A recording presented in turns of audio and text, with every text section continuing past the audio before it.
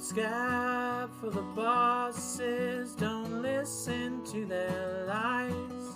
Us poor folks haven't got a chance unless we organize. Which side are you on? Which side Fuckloads of meth. Yeah, fuckloads of meth. That's it. Call it a day. Yeah. That's the whole pod. That's the Remarks guarantee. There's always going to be fuckloads of meth. I mean, yeah. Legally, we've never done meth. Yeah. Legal. Well, I don't know. Take an Adderall, and that's legal meth, basically. I was going to not admit that. I'll admit anything on the podcast. Okay. I mean, anything for that content. True. Well, what other illicit substances have you done, Taylor?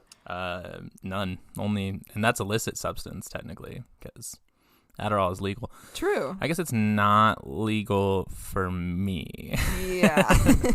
It's not legal to abuse it without any prescription. Yeah. It's like semi-legal to abuse it with a prescription, though, because, like... What are they going to do? Yeah, exactly. You have it. It's yours. It's literally yours. You've bought it. You purchased it with your money. Yeah. You can't tell me what to do, government. I bought this myself with my money. Hard-earned dollars. Yeah. And my expensive health insurance. Yeah. Well, I've allegedly been known to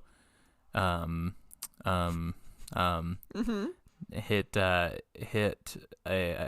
the past hit a little bit of a marijuana cigarette. A marijuana cigarette. Some reefer. Yeah. Yeah, I allegedly would smoke some marijuana reefer cigarettes back in the day as well. Exactly. Not anymore. Yeah. It doesn't make me feel good. But Me neither anymore. I do not like it. But yeah. Which is really a bummer because I feel like it would be really nice to like get home and vibe. Yeah. light up a little reefer and relax. But for sure, that doesn't exist for me. And I'm like, I feel like there's enough mental illness in our group of friends that like everybody could probably just get med cards, you know, like if they really wanted for to. For sure, right? Yeah, you would think so. Right? Is that like a... Yeah, I guess one of the things, like, I'm trying to think of, like, the little list of anxiety things. is one of them, like, if you have diagnosed anxiety, you know? We'll have to go back to our episode that we did with Riley. Yeah, I remember that. Medical cannabis. Good times. Great times, really. Anyway, I guess we're remarks, so that's the podcast name. What's your favorite drug? Comment your favorite substance. Comment your favorite illicit or licit substance. Exactly. But yeah, we're remarks. My name's Taylor. My name is Phoebe. And we're doing something a little different. We're this mixing time. it up. We're switching it around. Yes, keeping a little. You on your toes. Exactly. Well, so we're talking about the Cold War. You need a war served not hot. Get it cold. Get it cold. That's what I always say. The opposite of a school lunch. Cold. No, there was cold lunch in school. Unless you brought it when you brought it from home. True. My mom would always make me turkey sandwiches. I liked PB&J's myself. Yeah, I actually I didn't like peanut butter until I was 12 years old. Oh, interesting. I don't know why, but I just didn't. It's like a mental thing.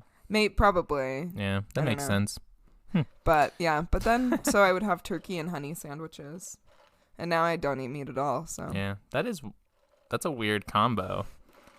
My grandma used to make me those, and I don't know why that was a thing that she did, but I guess there's honey glazed hams. Exactly. I guess maybe that makes sense. I don't know. Yeah, I don't know. It was good. Yeah. So if it fucked, then it fucked. It fucked. If you ever eat meat again, or if any of our listeners eat meat, give that a try. It's good stuff. Yeah, see what's up. I guess you could do it with vegan meat. But true. I'll have to try that. Yeah, see what's up. Anyway, but yeah, we're talking about the Cold War. Sorry, guys.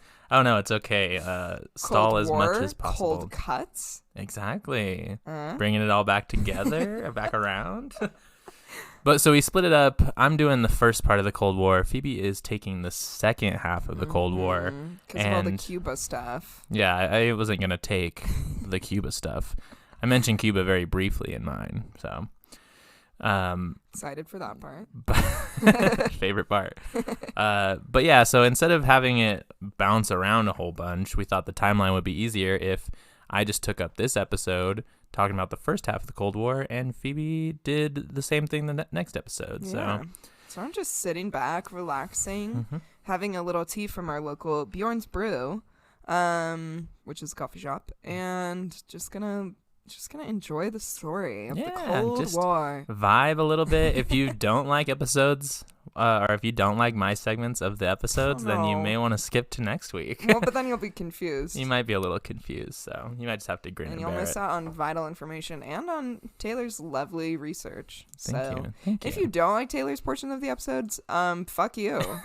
Thank you. Bit. Well, just a little bit of a fuck you. Yeah. Delicious. That's the stuff. Anyway, the first thing I wrote on my notes was, I like my wars like I like my brews. Cold. So that's how I intended on starting the notes. So yes, the Cold War. The Cold War was a political and economic propaganda war that remained mostly non-violent between the U.S. and the Soviet Union. The term was first coined by a friend of the pod, George Orwell, when he had predicted that there would be a nuclear stalemate between only a few large super countries, which kind of happened. Yeah. That was kind of how it was. That's kind of how it went, yeah. Pretty accurate, George. The term was first used in the United States by Bernard Baruch, I think is how you say his name. He was an advisor of the president in 1947. Right. So yeah, that's where the origins of the Cold War coming from George Orwell. Damn, you love to see it. I'd love to see it. Yeah, I'm pretty sure he wrote all those books about how bad communism is. Isn't that right? Yeah, that's exactly what the entire point of the books was. Yeah, like 1985, all about how terrible communism is. 1985? Or is it 84? It's 84. Oh, my bad. I'm losing my mind, apparently. I was well, a year the book off. 1985 was about how bad communism was, but the book 1984 was about how good communism is and how bad capitalism is. Did Bowling for Soup write the 1985 book? Yeah. Lol. All right. Now, in 1945, there was this little tiny event. You may have heard of it. It was called World War II. It had just come to an end. Know anything about World War II? Yeah, big World War II guy? A little familiar. I knew it maybe happened. Yeah, it's kind of like a tiny war. Like not a big deal at all. Not a huge deal. Definitely not called World War. Yeah. But yeah, so that had just come to an end. The Allies came together to defeat Nazi Germany and steal all of their scientists for themselves, which is insane, but that for sure happened. That is true. It's called Operation Paperclip, to be exact. Oh, yeah. That's right. The Soviet Union, obviously being a communist country, did not like America and Britain and vice versa. Because the Soviet Union is positioned where it is, it ended up liberating many of the Eastern European countries that were under Nazi rule or under Nazi occupation. The Red Army had set up communist governments in Bulgaria, Romania, Hungary, and Poland. So all of these places, it kind of gone in afterwards, been like, hey, no more Nazis. How about communism? Hey, I want to try a little something. Might interest you in a little communism? Yeah. Ideologically, the Soviet Union wanted to spread communism all over the world because people are poor everywhere. And that's kind of the whole idea, right? Is you want like the world, because you don't want like one specific government that's like capitalist and the rest of them communist. You know, it's the idea is like to spread it and have class equality everywhere. Right.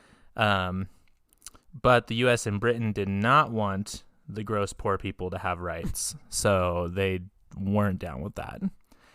And as a famous philosopher Nicki Minaj once said, "Couple wet ones, case a bum try to touch me. Ew." Exactly. That was pretty much the sentiment of the United States and Britain at that time. For sure. Pretty much sums it up, actually. Really, Nicki Minaj encapsulates the Cold War vibes. Never thought I'd say All that. of her music is actually about if you listen and you interpret it correctly, she's talking about the Cold War actually and the impacts that it had. Well, and I don't know. I mean, you probably would have to watch a lot of Rick and Morty to like really get it, you know? No, it's true. It's just such highbrow intellectualism is what we call that. So it might seem like I have a little bit of a bias against the United States, which is very true. I do. Yeah. But I do also acknowledge that the Soviet Union also did some fuck shit. Like, For sure. First of all, when it went into these countries and, you know, set up communist governments, there wasn't always a lot of democracy going on. It was kind of like, yeah, you're communist now. Yeah. Which isn't great. I get where what they were doing and where they were coming from, Yeah. but you know, I'll criticize everyone. Yeah, as you should. Fuck all y'all. I'll criticize them all. Fuck every single person that's ever lived. Bring me something and I'll criticize it. Comment what you want me to criticize down below. I'll do it. So tensions had obviously been high before World War II even started, even ended, and kind of even started too. But before World War II had even ended, there's, you know, the whole idea that, like, America really dropped the bomb on Japan because they were just trying to flex on the Soviet Union. Which I've watched a couple of videos on, like, the fact that they just really didn't need to do that. Yeah, Definitely it's not true. twice. Yeah. Definitely not twice. No, it is true. And that whole situation also was like Japan was about to surrender, like, the next day or something. They were like, wait. Yeah. JK, dog. Like, I don't know. Yeah. I'm sure there's arguments to be had on both sides, but I think you can make a compelling case that we did not need to drop a bomb on a very civilian-centered location. Exactly, yeah. Anyway. But, so the tensions were high, but it was in 1948 when the U.S. executed its Marshall Plan, is what it was called, which provided aid of about $13 billion to Western European countries, which helped America have influence over these countries and prevented the spread of communist ideology. So America sends a bunch of money over to the Western European countries. Soviet Union is kind of taking over the Eastern European countries. And, so it's kind of a battle to see who can fucking get as many countries as possible, I guess. In about 1949, the Soviet Union attempted to blockade its western sectors of the West Berlin, which was unsuccessful, and the capitalist countries formed the Northern Atlantic Treaty Organization, otherwise known as NATO. Which was a military cooperation to resist the Soviet presence in Europe. So, again, U.S. and Britain and just kind of the West in general, very not wanting communism. Yeah. So kind of a lot of build-up, but I mean, pretty obvious stuff thus far. Like, they didn't want communism. Yes. I dropped. Oh no. Dropped something. But yeah, so that's where NATO came from, which I was surprised about. I actually didn't know that. Yeah. Honestly, I don't really know what NATO does anymore either, but yeah. I can't say that I do. I'll find out for all of us. Yeah, that would be good. In part 2. Tune in next time to find out what NATO does. Lol. On April 24th, 1949, communist forces in China captured Nanjing, and only a few months later, in October, Mao Zedong establishes the People's Republic in China.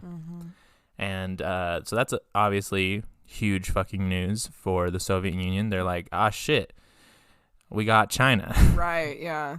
Which is a big power. Very big at the time. And I don't exactly know. I mean, big, definitely a big nation for sure. But sure, yeah. I don't know, like, where they stood with, like, political power at the time necessarily. That's a whole other episode on its own. True. But yeah, so Mao Zedong establishes the People's Republic of China, which then, of course, turns into a lot of murdering of landlords. Yeah. Which, again, not great. Hard to be mad about, because, like, fuck a landlord, but yeah. I don't know. You know, it's a tough situation to talk about. Times were rough. Yeah. So this doesn't have too much to do with anything, but I thought this story was funny. Monarchists actually beat the communist presence in Greece in a civil war, which I thought was really weird. Yeah. Like that there was a bunch of people that were like, you know what would still be tight? Monarchy. Kings and queens. We should have more kings. That went totally fine for the So past great. like 200 years. Yeah. But yeah, so I was like, how stupid do you have to be like, yeah, I like kings. I like one person to have all the power no matter what. Uh-huh. Especially after World War II, like when like dictators were kind of like a hot commodity, you know? Yeah, exactly. They were just turning up dictators left and right. Like Everybody's a dictator all of a sudden. Everyone just wants to be a dictator. All right. Get your own little fucking island. Anyway, moving into the 1950s, or just 1950 in general, the Soviet Union and China signed a 30-year treaty of friendship, which I think kind of sounds cute. Is that really what it's called? Yeah, it's a my treaty God. of friendship. That is really cute. Like I just picture like Stalin and Mao Zedong just like signing the paper and like sitting at like a table and drinking juice boxes and being like, "You're my best friend." Hanging out, Yeah. drinking cold ones, Cracking open a cold one with Yeah. your fucking communist bros, dude. Like playing poker. exactly, yeah. I thought it was a surprisingly wholesome moment in the Cold War. In which there are few wholesome moments Exactly. to behold.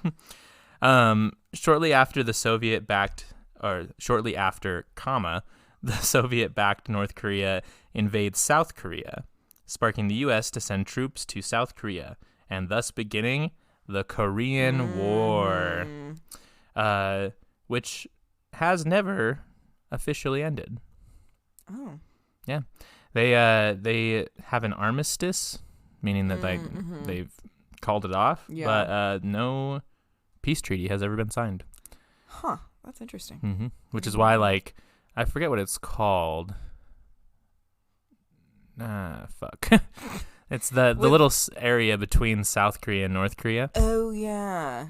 Yes. Do you know what that's? I don't, but I know it exists. It's a thing, and it's called something, but I don't remember what it is. But yeah, Huh. It's like, well, first off, there's still like a fuck ton of landmines in that area. And then also like South Korea and North Korea have like a ton of troops like right on their borders. Like yeah, they're guarding that understandably. shit. And yeah, understandable, but but yeah, so on a side note, in 1949, the Soviets detonated their first nuclear warhead, which actually set them on equal footing with the United States. Again, kind of adding to this big like boiling pot of unease that was happening between everybody. Right.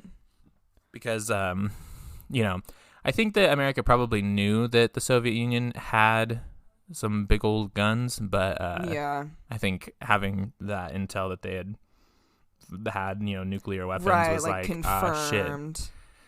Which, yeah, confirmed it, which, may have actually saved everyone from nuclear destruction.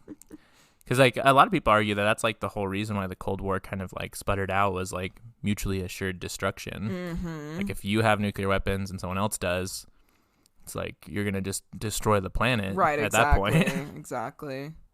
But, I don't know. Yeah, anyway... Also, in 1953, friend of the pod, Joseph Stalin, actually passed away. Rip. Rip. Just kidding. Honestly, I know, I wrote down He's a- here, honestly, fuck that guy. I don't really feel any sadness at his death. Not at all. Not good. Not a No. cool guy. He was notoriously a big piece of shit. Giant piece of shit. Mm. Like, honestly, I mean, if you're talking, like, death and stuff, like... Hitler level piece of shit, Oh, yeah. Very If much. not, I don't want to say bigger, but in the same vein of Hitler, yeah. For sure. And it's just very upsetting, too, because, like, I feel like Joseph Stalin kind of tarnished the communist name. No, that's exactly the thing. And, yeah. Yeah. It makes me upset. Because, like, I don't, yeah. Because that's, like, I feel like what ruins a lot of the people are always like, well, communism will never work because Joseph Stalin. And I'm like, okay, sure. But also, that's a dictatorship, my sweet baby angels. True. And that's not what we're about. That's not real Here at communism. Remarks. Here at Remarks. We're about non-dictatorship communism. We only believe in the dictatorship of the proletariat. Exactly. The only dick I want is not tater. I don't know. That was a joke. I hope everyone laughed. But yeah, no, for sure. Fuck Joseph Stalin. Yeah. After his death, it caused the tensions to kind of die down from about 1953 to 1957 because obviously the Soviet Union was kind of up in arms like, oh, what the fuck do? We don't have our boy in office anymore. Who's going to take his place? There's a big power struggle. Yeah. Things were happening at that time. Messy. You know, what is happening at this time?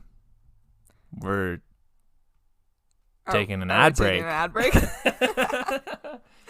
We're a little silly today. We are a little silly today. Just in right. a silly, goofy mood. I'm kind of feeling goofy right now, brother. An extremely goofy podcast. Exactly. Anyway, ads.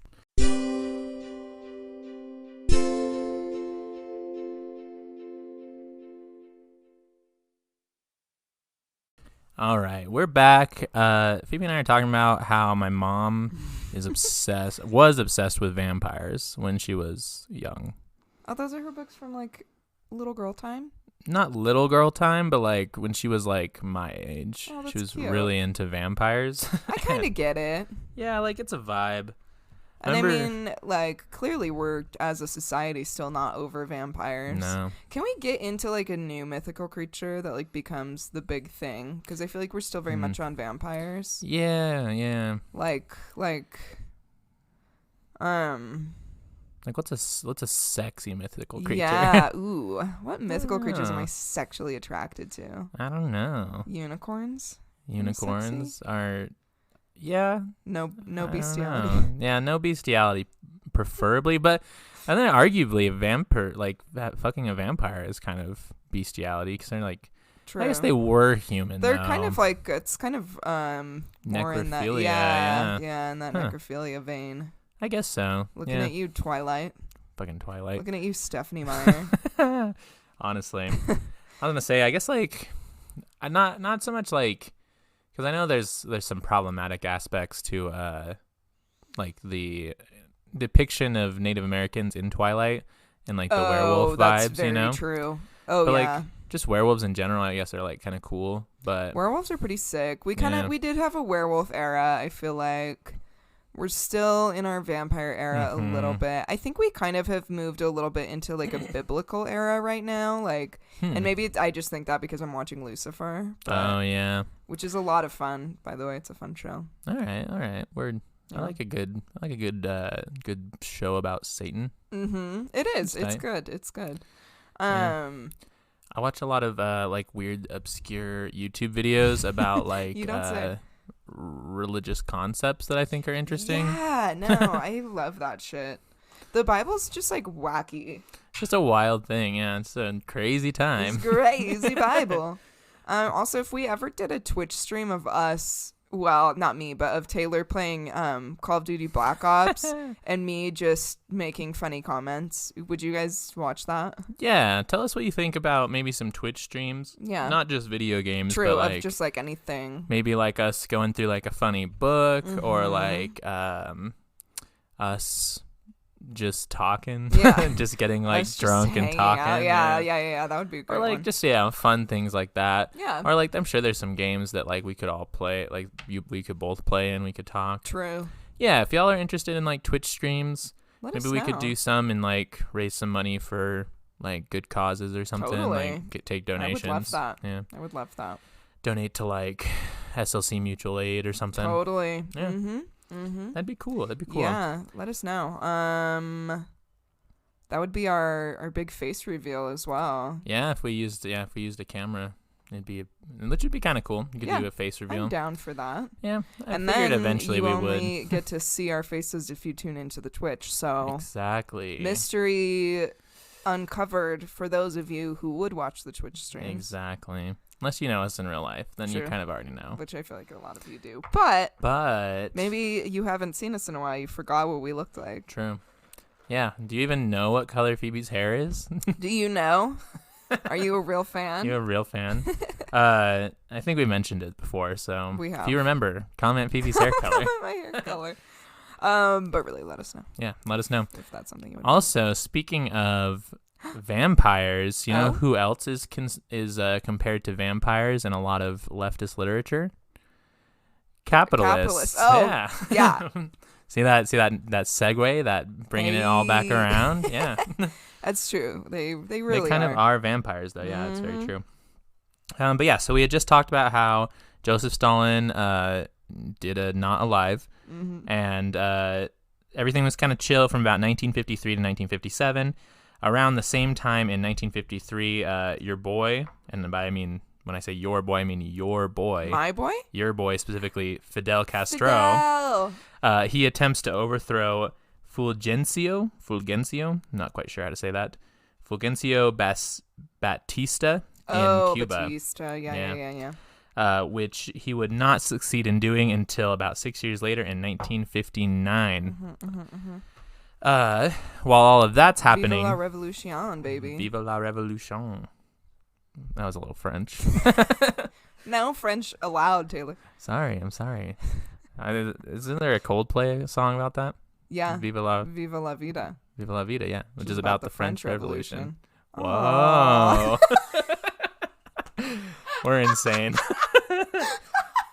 We are in a goofy mood today. Maybe it's the 24-ounce fucking coffee that I got you. Yeah, you did get me a big coffee. I don't know why I literally forgot 24 ounces is big. I mean, it's fine. Because I feel like 16 ounces is too small.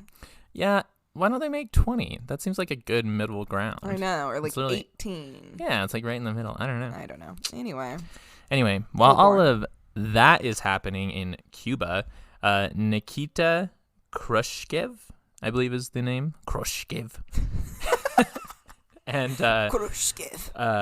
Gregory Malenkov battle for power in the Communist Party, which obviously had control of the Soviet Union at the time, with Khrushchev denouncing Stalin as a leader. He actually denounced Stalin as a leader 2 times between 1957 and 1960. So the Communist Party was definitely kind of trying to distance themselves from Stalin because of some of the atrocities that had happened. Right. But as we know, when there's divisions in a political party, it makes it a little bit difficult to, continue it if you have a bunch of like fighting sides and things, especially when it's one party that's like has like a dictatorship grasp over the throat of a nation, if you will. So in this whole time period in Russia is kind of a fucking shit show. I'm pretty sure there's like tons of movies about like the big power struggle that was happening. I feel like I watched one once, but I don't remember what it was called. Pointless story. I mean, but yeah, find a movie about post-Stalin Russia and see what it's like. Favorite post-Stalin Russia movie. Tell us what your favorite post-Stalin film is. That's another one to add to the Remarks bingo card. Comment your favorite. Yeah, comment your favorite thing. Yeah, item that we're currently talking about.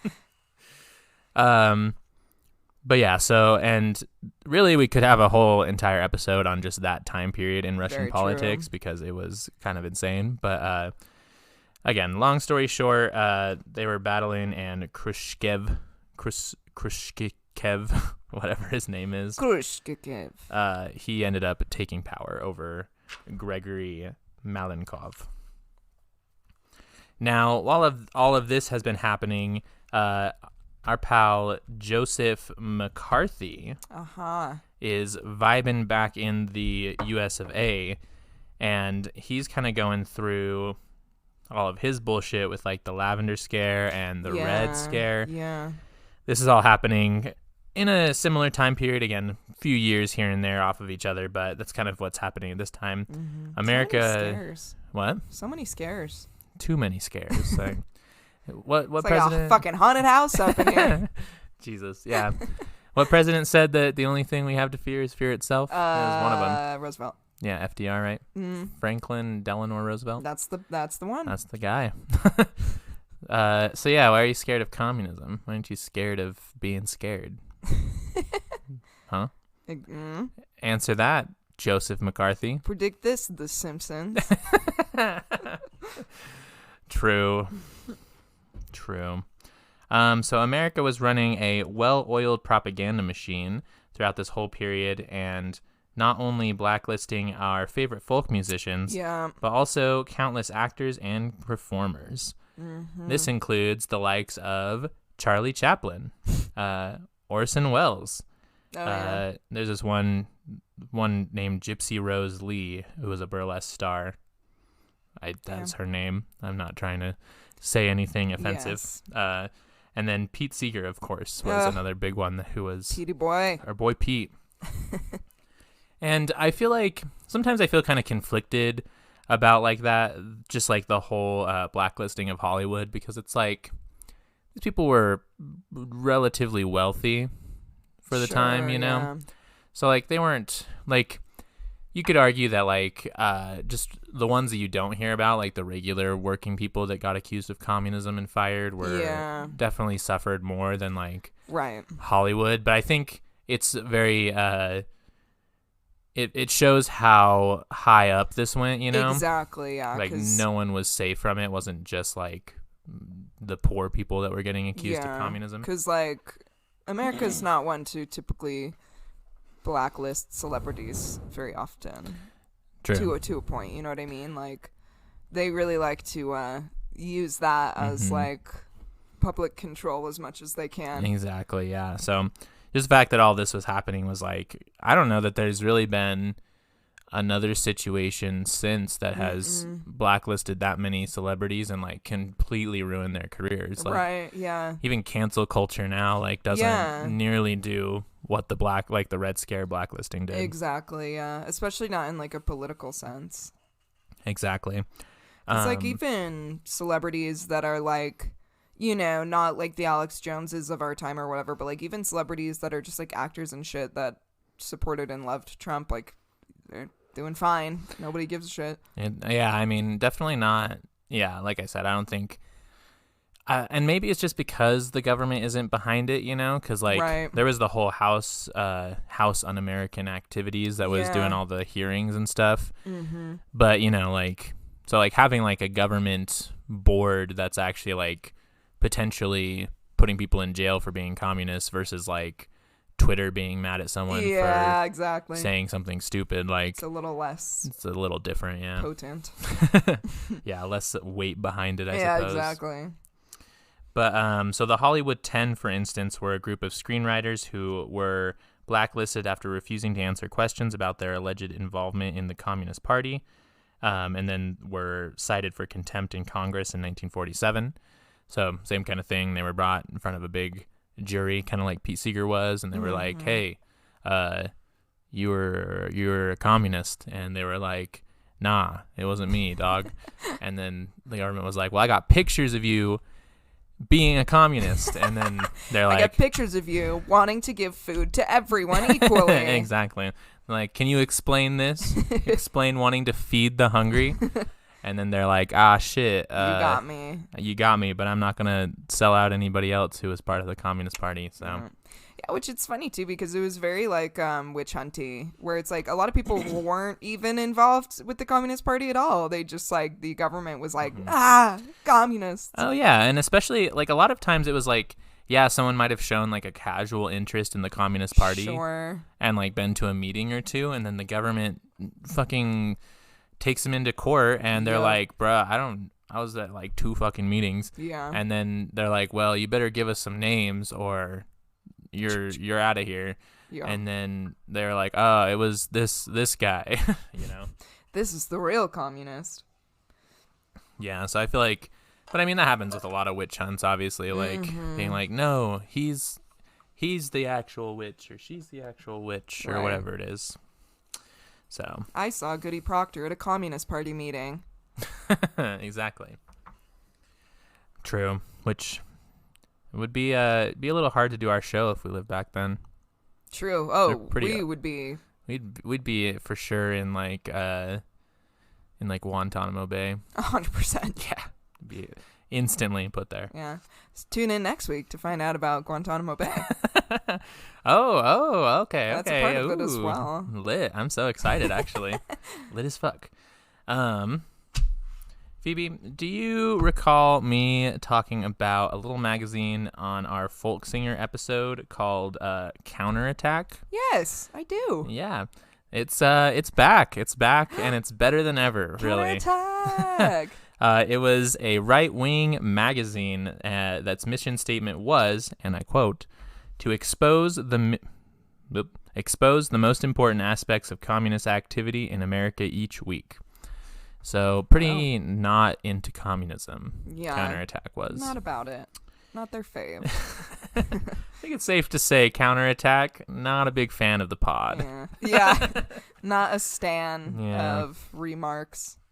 It's all right, for though. like the communist guy. Communist daddy, K. Marx. But yeah, so around March of 1948, Counterattack began to rally its readers to take action against communist organizers, and which is basically just fear-mongering people to be like, they're coming to get your stuff. Yeah, oh yeah. Kind of like they are doing right now. Yeah. Like a lot of the right-wing motherfuckers. Nothing changes, does it? Oh, never. They're always like, the communists want to take your house. I know. It's like, baby, no. And it's like, really, the bank is going to take your house if you don't pay them. It's I don't think any true. communist is going to be like, give me your house. Which is the problem. Exactly. But yeah, it's we've gone so far away from reality. Oh my god. No, we're not we literally are not living in reality anymore. Nothing has been real Pretty much since ever. September 11th, 2001, I feel Yeah. True. I mean that, yeah. before then for sure, but a yeah, lot of crazy shit just went down after that. It's hard. I think that definitely the bubble, and this is kind of a tangent, I guess, but it's what we do, baby. What we do, baby. Definitely the bubble on like American. Moonshine just headbutted the microphone. Yeah. Sorry if you heard a little. The bubble on like American exceptionalism has definitely bursted at this point. Yeah. Like I feel like through a lot of like there was obviously still critics and whatnot of America, but there was much less of a sentiment of like America is the best country in the world. Like I think now there's a lot more divisiveness and like people being like, oh, America's kind of shitty, and then the right wing's like America's great, and it's just, I don't know, back and forth of that maybe for way too long. Not to sound like one of those dudes, but everything's just so divided these days. Yeah.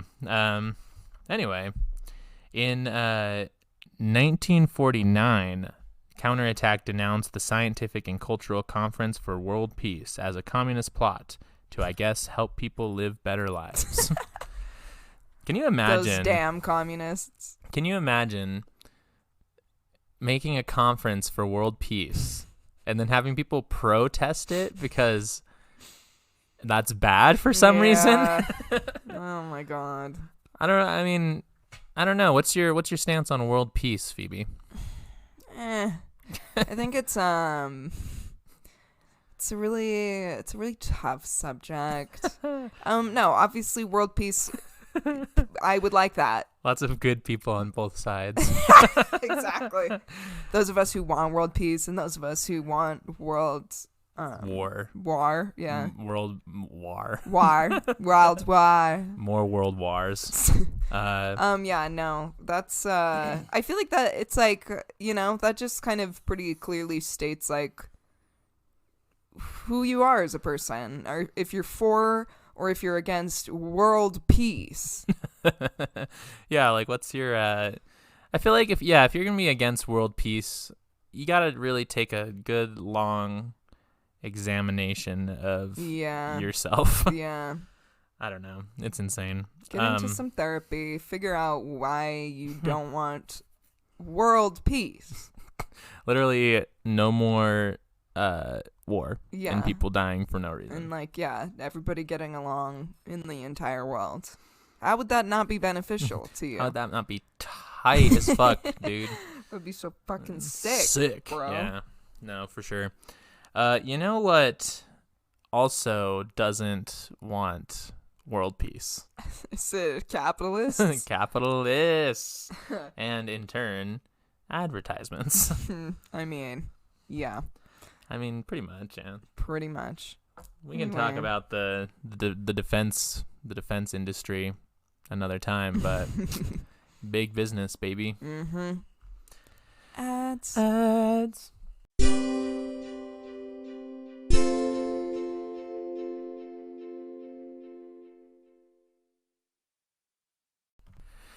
We're back. We're planning a heist. Yeah, I was gonna say if you had to Ocean's 11 steal a bunch of money from a place, where would you steal money from? Maybe J.P. Morgan. Yeah, fuck J.P. Morgan. J.P. Morgan's a fucking piece of shit. I will die on the hill of just talking mad shit on J.P. As Morgan. you should. I've always, well, first off, guy was just a Nazi. Like, he's just actually a Nazi. That's true. Actually supported the Nazi party. That is true. Second off, bank. Fuck that. Yeah, and just any bank. Yeah, banks really. are stupid. True. Maybe like Chase. I'd rob a Chase bank. Yeah, exactly. Allegedly. J.P. Morgan Chase. Yeah. Oh, yeah, that's true. It's the same thing. Forget they're the same thing. God damn it. It's The okay. illusion of capitalism making us think that we had. Could do a Nick Cage and steal the Declaration of Independence. That'd be kind of fun. That'd be kind of cool. Or just like any like political American thing. like a thing. Yeah. I'm going to steal the George Washington obelisk thing. Yeah, the monument. Yeah, Mm-hmm. it's that big fucking dildo that's Yeah. standing out there. Yeah. In Washington, D.C. Lol. Did you know Nicolas Cage has a very large dinosaur bone collection? I did, and I don't know if it's because you told me, but it might be. It might be, but The guy loves dinosaur bones. honestly, he's kind of living the life that I wish I was living. A little bit, I would yeah. love to have a dinosaur bone. Oh, I I'd want one. lose my mind. Right? We should just go like on an archaeological dig, like just like on our True. own, just us two. yeah. We like get a camper and we like Yeah. we reenact that scene in Jurassic Park 1 where we're like brushing the dinosaur bones see off, this and then a rock helicopter comes. Bone. And then we have to like throw a tarp on the bones because the helicopter's blowing the dust everywhere, and we're like, "What the fuck are you doing?" No, our bones. And like, this is I'm working here. Hey, I'm digging up dinosaur bones here. If you go Exactly. to like the desert of Utah, there's just like raptors all over the fucking place. Yeah, you can just dig up a fucking Or bone. let's like Lake Bonneville and find, which is the entire valley basically, Yeah. and find like trilobites and shit. You can find hella Yeah. trilobites actually in Utah. I don't have one. I probably should get one since I've lived here my entire life. You can literally just drive out and it's not very hard at all. I used to have this friend whose like family loved camping a lot. And I went with them. We went to like Topaz, Utah or something, which has a lot of topaz. Also has old like ruins of Japanese internment camps, which Yikes. was interesting, but I'm obviously sure like interesting, upsetting yeah. to learn about, or like I knew about it, but you know what I'm saying. Anyway, To see it, yeah. yeah. But you can go there, you can dig for like topaz and fossils and trilobites and shit. Damn. Amongst- Group trip? Yeah, let's do it. Let's fucking go. That would be actually fun to like go. I'm like less so like rocks are cool, but I want to get in that fossil game. Get on that fossil. Mm-hmm. Yeah, dude, everybody's worried about the crypto game right now. Get in that Get fossil game, man. dude. You know the investment return on fossils right now? Through the fucking roof. Insane. Through the roof. Insane. They're highest on the Dow Jones currently. Fossils. The NASDAQ. Up. Yeah, on the NASDAQ. Lol. Anyway, I guess back to the Cold War. I guess this isn't a fossil podcast. It could be. Do an episode all about fossils. I bet there's some like I'm sure there's some fuck shit with fossils. There's definitely fuck shit with like museums, Yeah. I was going to say, yeah, you could probably, I could definitely write an episode about like the denial of fossils by like the evangelical church. Yeah. That would be a big one that we could do. Oh man, that would be a fun one. Yeah, that would be good. Anyway, Cold War. So June of 1950, Counterattack published an issue called Red Channels, which kickstarted the massive blacklisting of the entertainment industry. Mm-hmm. So obviously being like communist, being red channels. It was a whole, a whole issue of their paper about all of the suspected communists in Hollywood and on radio. Mm-hmm. But after a while, lawsuits against Counterattack began to ramp up, and eventually they were put out of business in about 1968. Because, if you're going to be accusing a bunch of people and ruining their careers that they're communists, you're probably going to get sued at some point. You would, especially if it's like rich Hollywood people. Exactly, yeah. People that the can shit out of afford you. to sue the fuck out of you. Yeah, if you're gonna accuse somebody of something that's like, you were getting fucked over for at the time, like, do not rich people. Yeah, that's, you would think, because I mean that's like been the American way, right? Is to like fuck over poor people, right? So like it's kind of a bad oversight on Counterattack's part to be like to try to fuck over rich people, yeah, because really, I mean, the best thing you can be. I mean, I was going to say in America, but really anywhere is just rich. True. Like, no, it's honestly true. The best thing you can do. Yeah, it's like the number one way to succeed in life. In this world that we live exactly. in this reality. And it's very upsetting. It is upsetting. But moving on to something that's equally, if not more upsetting. Phoebe, this leads us to my last section of the Cold War. Oh boy. We've covered a lot. We've talked about a lot of things. We sure have. At least like a decent number of things. It's been a wild ride. But how do you feel about war? Not my fave. Not a big war fan? Not a big war girl. You don't stan war? I want to #war is over party. Oh, you're going to cancel the war? Yeah. What was that? War is over. Isn't that a... Oh, who's the guy? Was it Paul McCartney? Paul McCartney song? Oh yeah, I think so. Song. Yeah, I actually really like that song. Probably, yeah. I think I know one what of you're my talking about. Christmas songs. But yeah, so one could argue that the Korean War, which we talked about a little bit, was the Cold War turning into a hot war, just between different allies of the U.S. and the Soviet Union. True. But one could probably argue harder that. That this is definitely the case with the Vietnam War. Yeah.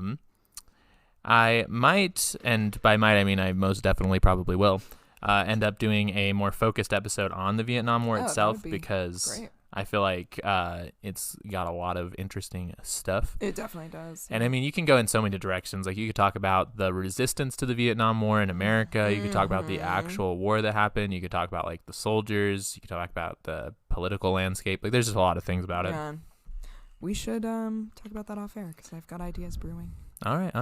Well, we'll talk off air. We'll talk later. A little conversation.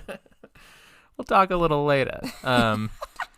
But yeah, so in 1954, North Vietnam defeated the French colonial administration, and the North had a desire to unite all of Vietnam under a communist government. The South had a desire to remain closer to the Western forms of government. U.S. military advisors had been present throughout the 1950s, which, of course, gave a little bit more of a capitalist influence in that area, whereas again the Communist Party helped liberate the North. The U.S. presence did ramp up quite largely in 1961 when the tensions in the area were getting really high. Yeah. The tensions between the South Vietnam and the communist group in the South called the Viet Cong began to worsen throughout the 1950s. Regularly getting into gun battles, the leader of the South Vietnam government named Diem, I think that was his last name, and his family were basically just corrupt officials extorting money out of the population. So this not only angered communists, but also just normal people because they were extorting money out of a bunch of people. Yeah. So the Viet Cong wasn't even strictly made up of like communist ideologues. It was kind of just people who were like hey, fuck the government. They keep taking money from us. And I feel like it's very similar to how a lot of people treat unions in America today. Yeah. Like, you know, you'll get a lot of like working class, like very pro-Trump Republicans that are like very pro-union and are part of unions. For sure. They don't realize that it's like a working class communist movement or communist kind of like organizing. But or that like their boy is like specifically going against that kind of thing. Exactly, yeah. But yeah, so that's kind of how it was. Is like it wasn't necessarily just communists that were like, yeah, fuck your government. It was also just dudes, just dudes and guys, dudes, blokes being lads, you know. Just bruvs being fellas. Bruv, fucking lej bruv. Because of the insurgency in the South having support from the North, attacks from Viet Cong on the Southern Army were ranging about 100 per month in 1959. So the Viet Cong were fucking up the Southern Army. Like they were just, because they had, you know, they had this insurgency group that was just getting supplies and all this shit from the North, and the North didn't even have to do anything because they had this little group inside South Vietnam that was just fucking shit up. And then, do you want to guess how many government officials were assassinated by the Viet Cong in the next year? Oh, shit. So from 1959 into 1960, how many government officials do you think were assassinated by the Viet Cong? 5. I don't know. It's a lot more. Isn't it? I don't know. 10. 2,500. Holy fucking shit. Because they were they were just assassinating all, like it could be like a minor government official. Right. They were murdering them. It's like the Parks and Recreation guy is like, what did I ever do? Yeah. He's like, what the fuck, dude? Oh, that's awful, but it's not very funny. And again, like, you know, it's one of those things that's a really hard line to walk on when you're talking revolution is like, you know, again, I'm not necessarily against. I'm definitely not against violent revolutions, but you got to make sure your violence is directed at the right people. Right, yeah. Because, I mean, there's a lot of, like, innocent people that do work for and in the government, like, that, I mean, you got to have a fucking job.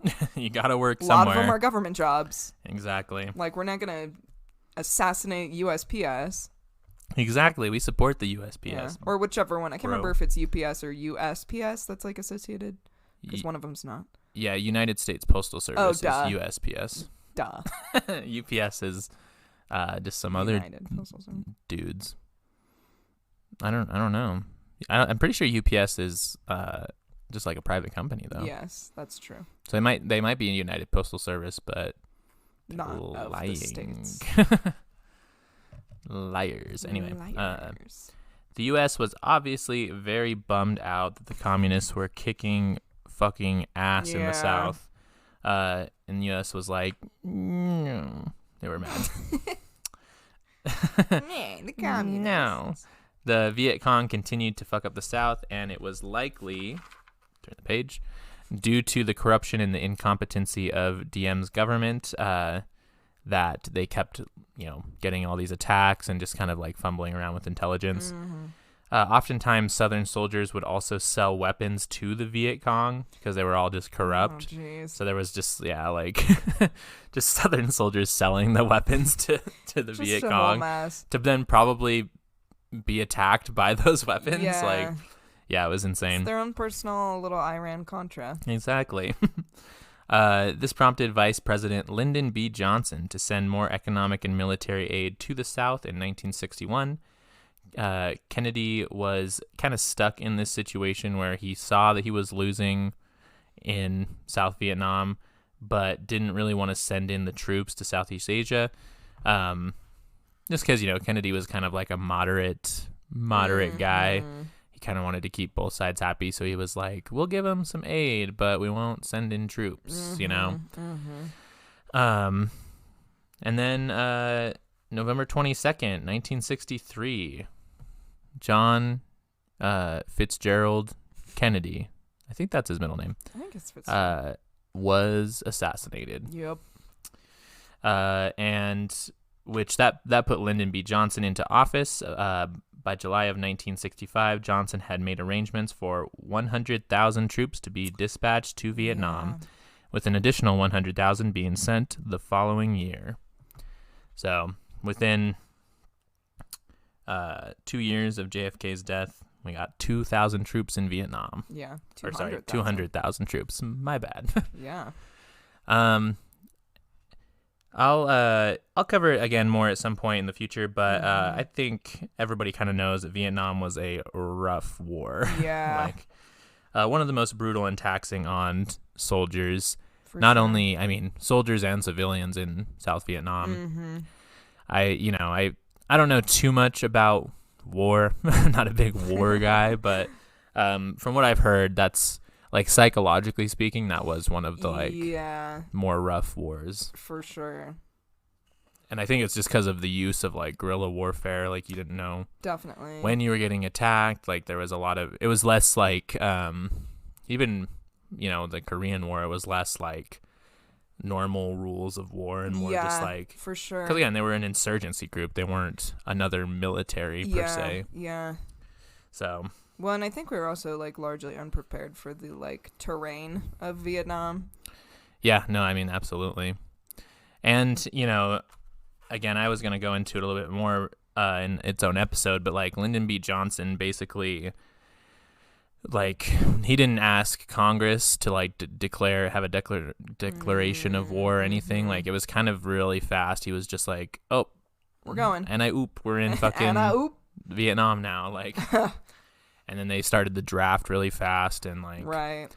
And that's why I feel like you saw such a large anti-war sentiment from the United States, was everybody was like, "What the fuck what are we doing?" Yeah, like, yeah. Just all of a sudden one day he was like, "We're going to Vietnam." So how about Vietnam? Yeah. So yeah, some fucked up shit there. Eventually, in 1973, the war ended and a peace treaty was signed, although South Vietnam eventually fell to the North, and thus was I guess you could argue that America didn't really win the Korean War, but like no one really won the Korean War. Right. But thus was kind of the first war that America had ever lost. Right. Yeah. First like major L for America there was the Vietnam War, which again, I mean, they were fighting first off an idea and an insurgency group that was much better prepared than they were. Mm-hmm. With the aid of like a government that was corrupt. So like really the cards were just stacked against America. It's true. Yeah, and like you said, the insurgency group just doing whatever they wanted to, not giving a shit about like the rules of war. Exactly. A thing, really. I kind of feel like it's not a thing because like literally if you break the rules of war and then you win the war, you can just say you didn't break the rules of war, right? I mean, like, yeah, exactly. It's a war. Like, there's not rules. Like, you're going to do, I don't know. It's like, I guess it's a nice thought to think that, like, we have common goodwill for our fellow man, but it's like, no, you fucking don't, dude. We wouldn't like, be at war if we had... Yeah, we're at war. Like, there hasn't been, like, I don't know, maybe, like, the Revolutionary War. Even then, the British would line up in fucking lines, and then America would just like shoot them from trees and shit. Like, it's which was a lot smarter to do.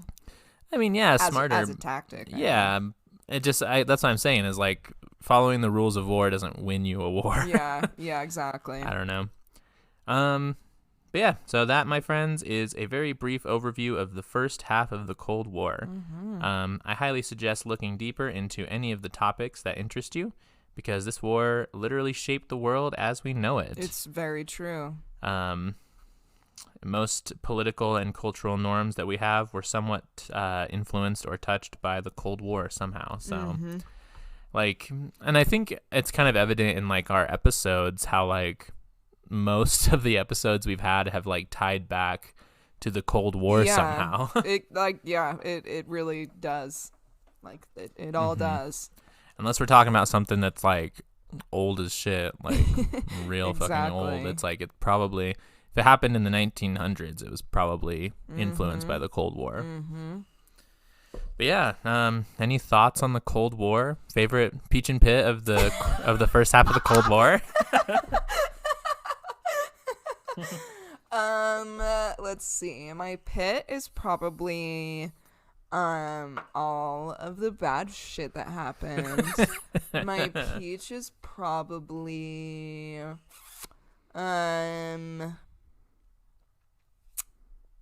Fidel Castro? yeah, Fidel probably is boy. is my peach. Our mans. Was Cuba winning the Cuban Revolution, or not Cuba, Fidel winning the Cuban Revolution. It's probably my peach. Did you write poop on the I thing? did write poop. I was trying out Taylor's nice pen, and a go-to word is always poop. Yeah, you wrote poop on the page. Like whenever I'm at like Office Max or Home Depot or whatever, when you can like test out those pens. Yeah. Me and pretty much every other person that goes in there, you see a lot of poops written. Poop. Pictures of dicks, some ass, like Yeah. ASS on there for sure. Yep. Fuck. Written Fuck. a lot. Shid. Shit. Specifically. Or maybe that's just me that writes shid. It's funny every time though. My peach was probably talking about counterattack again and the little bit of the folk singer callback. Yeah. And my pit was probably I don't know. Maybe when America took all those Nazi scientists in Oof, yeah. to help us get to the moon. That was rough. To help us get to the moon. God, I mean, that's another whole thing is like the space race, yeah. Yeah. Against, once again, Russia. Yeah, that would actually technically be on your side of it because we True. didn't get... It probably started, definitely started before. Yeah. I didn't talk about it at all, but we got there in definitely. 1969, so... I'll definitely touch on it a bit. Mm-hmm. If you believe it was real... Moon landing, is Conspiracy? it fake? Is it real? I don't know. I don't mean, know. honestly, like, I get the argument, though, because we were in this big fucking pissing contest with Russia, and it was like, oh, fuck, now we're adding space to this, too. Like, fucking America and Russia are fighting over space now, so America's like, let's make sure that everyone thinks that we did this before Russia. Yeah. No, I mean, it's definitely something I could see America doing. 100%. I don't know that I think it was fake, Yeah. But no, I get where people are coming it's from. it's a very America-esque thing to do. 100%. And I just think it's funny now that, like, now it's not even, like, us racing to space with a different country. Now it's, like, billionaires racing to space so Yeah. that they can survive the climate apocalypse. Uh-huh. Yeah. How things have changed. How the tables have turntabled. The turntables. Yeah. Yeah. Which it's like, I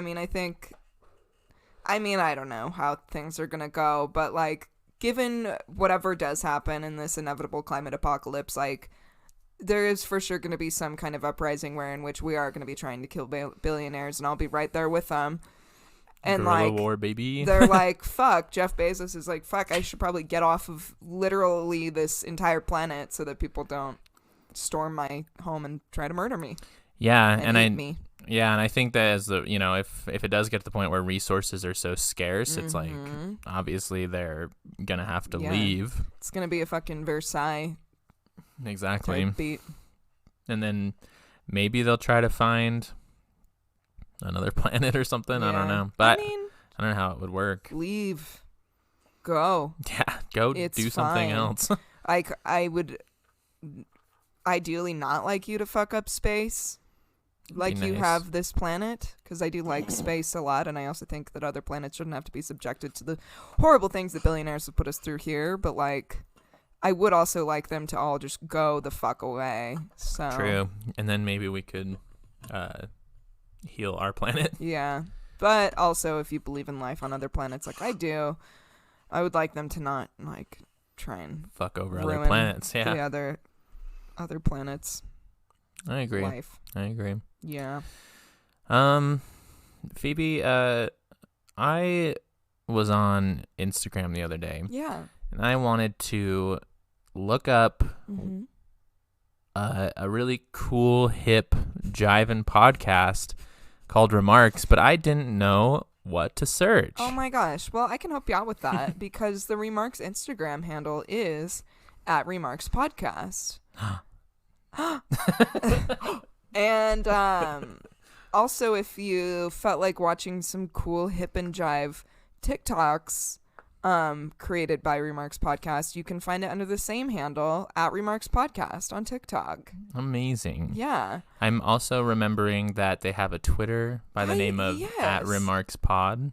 That's great to know because I was on Twitter the other day and thinking, God, what awesome, sexy, cool podcast could I follow, and what is their Instagram handle? Exactly. And you can also, again, I just heard this through the grapevine, leave them a review on Apple Podcasts. Yeah, you totally can and should. And also should. Yes. And you can also follow my YouTube channel, which is or I guess it's called The Lefty Agenda on YouTube. On YouTube. And yeah, that's pretty much it, I think. All right. Any closing thoughts? Shout out game. Oh, We yeah. gotta think of one this week. Oh yeah, we have to actually do it this time. Yeah, we forgot last week. Sorry. Right. Shout out Glizzy. I mean, we said a couple of them. That's true. Do you know the color of my hair? Yeah. Comment the color of Phoebe's hair. And if you haven't seen Phoebe in person, you'll have to remember from previous episodes when we talked about what color her hair was. Yeah. Find out who our true fans are. Yeah, are you a real fan or a fake fan? Are you a Remarxist? Oh, that's a kinda cute cute. little name. Like how the YouTubers all have like names for their audience. Yeah, I feel like we the should Jake have Paulers. No. Sorry, I didn't mean to ruin it. I thought we could make it through a whole podcast without mentioning a whole. I thought we could make it through the entire existence of our podcast without once mentioning Jake Paul. the dark spot in America's history, which is Jake Paul. Oof, I'm sorry, I didn't Both mean of to them bring in it general. up. I don't remember Just the other the one's Paul name. brothers, but- Logan Paul. Oh yeah, Logan. Yeah. Anyway,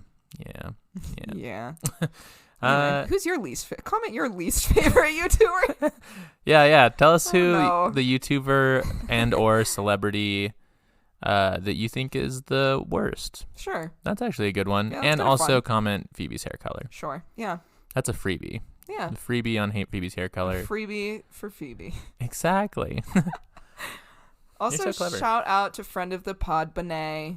Good friend, love her. She's a big supporter of all our stuff. So thanks. True. Always Thanks, babe. retweets my things on Oh. Twitter, which love that. Yeah. What That's it. yeah. We're done. Okay. We're done. Thanks for listening. Okay, love love you. you. Bye.